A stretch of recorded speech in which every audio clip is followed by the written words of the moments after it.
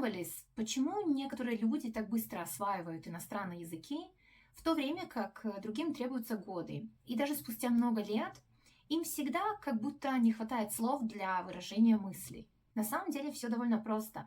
У первых есть некоторые привычки, установки, которые им помогают быстрее продвигаться в изучении языка. В этом видео разберем, в чем именно их секрет. The person who learns language without learning culture risks becoming a fluent fool.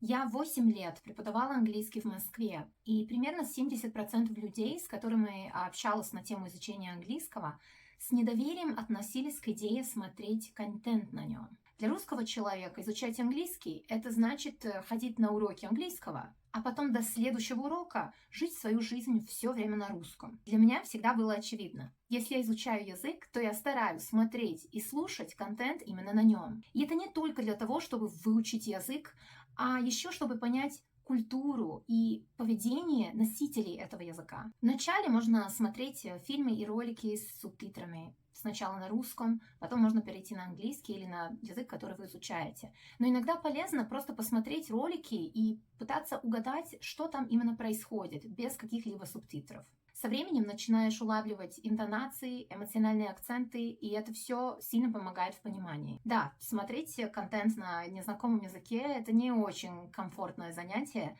но изучение языков в целом – это не поход в цирк, и не всегда будет легко и весело. Мы все-таки создаем новые нейронные связи, и чувствовать дискомфорт в начале – это абсолютно нормально. Главное – выбирать те темы, которые вам лично интересны, тогда этот дискомфорт будет минимальным. Так же, как со всеми привычками, такую привычку стоит приобретать постепенно. Например, сегодня можно послушать пару песен какого-то исполнителя, который вам нравится, подчитывая текст. В следующий день можно посмотреть эпизод какого-то сериала или видео на тему, которая вам нравится. А в выходные, например, посмотреть кино. Не стоит сразу бросаться смотреть двухчасовой фильм каждый день, если до этого у вас не было такой привычки. Понять, а не быть понятым. Один из самых частых запросов к преподавателям иностранных языков – это «мне нужно развивать разговорные навыки, я не хочу делать упражнения». Взрослым людям в целом психологически некомфортно находиться в ситуациях, в которых не могут высказать свое мнение. И это абсолютно нормально, так как во взрослой жизни мы уже являемся профессионалами в какой-то области, и нам непривычно не иметь возможности высказать свою точку зрения на определенные темы. При изучении иностранного языка мы как будто попадаем в ситуацию какого-то обнуления, и нам сложно даже представиться и поздороваться с другим человеком. Оттуда и стремление к этому разговорному английскому. Но начинаешь тестировать человека до начала занятия, и оказывается, что он очень мало понимает на слух от того, что ему говорят.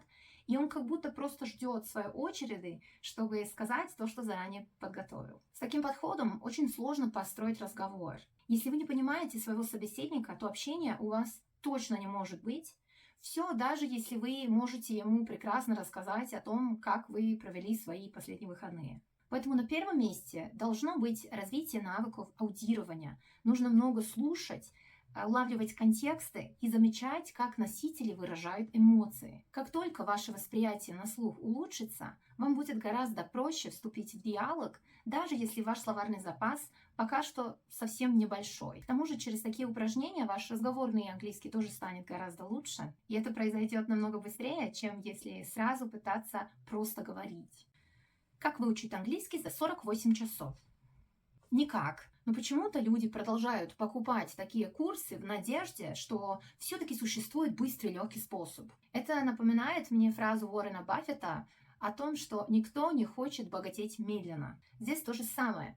Почему-то срабатывает установка, либо я быстро выучу английский, либо вообще не буду его учить. Очень важно осознать, что мы с вами сегодня, на сегодняшний день, являемся результатом маленьких действий, которые регулярно совершаем на протяжении уже какого-то времени. По той же логике, если каждый день по чуть-чуть заниматься дома или в спортзале, то через год мы будем более сильными. Если каждый день думать только о плохих вещах, то через месяц точно почувствуете полную демотивацию, а возможно и начало депрессии. Если каждый день изучаем английский по чуть-чуть, то через полгода можем удивиться тому, какой прогресс мы сделали. А через 2 года для нас будет совершенно обычным делом читать, писать и общаться на английском. Выучить новый язык – Это не спринт, а марафон. И выигрывает тот, кто делает по чуть-чуть, но регулярно.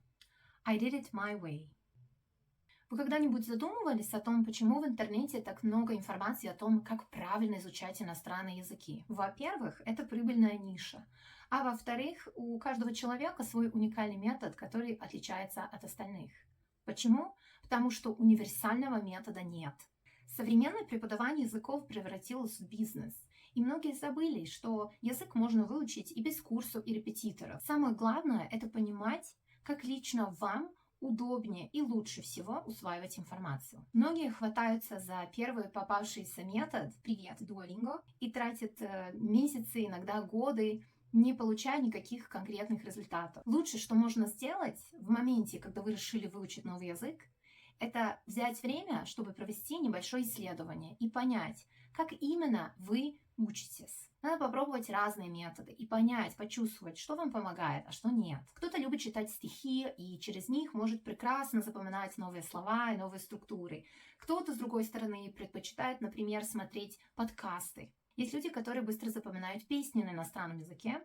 Это мой метод. А кто-то не может оторваться от чтения научной фантастики. У меня есть друг кубинец, который живет в Венгрии. Венгерский он еще не полностью освоил, конечно, это достаточно сложный язык, но он может наравне говорить с носителем про кулинарию, так как он очень любит готовить, и ему вообще не сложно запоминать все слова и структуры, которые связаны с этим. Люди, чью информацию вы находите онлайн, как вот этот видео, который смотрите, они проходили через подобное исследование. Просто никто не будет делать ролики про то, что не сработало, потому что все предпочитают слушать про успешный успех.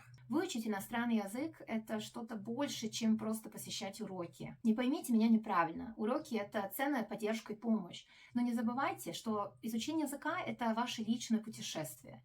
И направление, путь и сроки достижения пункта назначения в первую очередь определяете вы.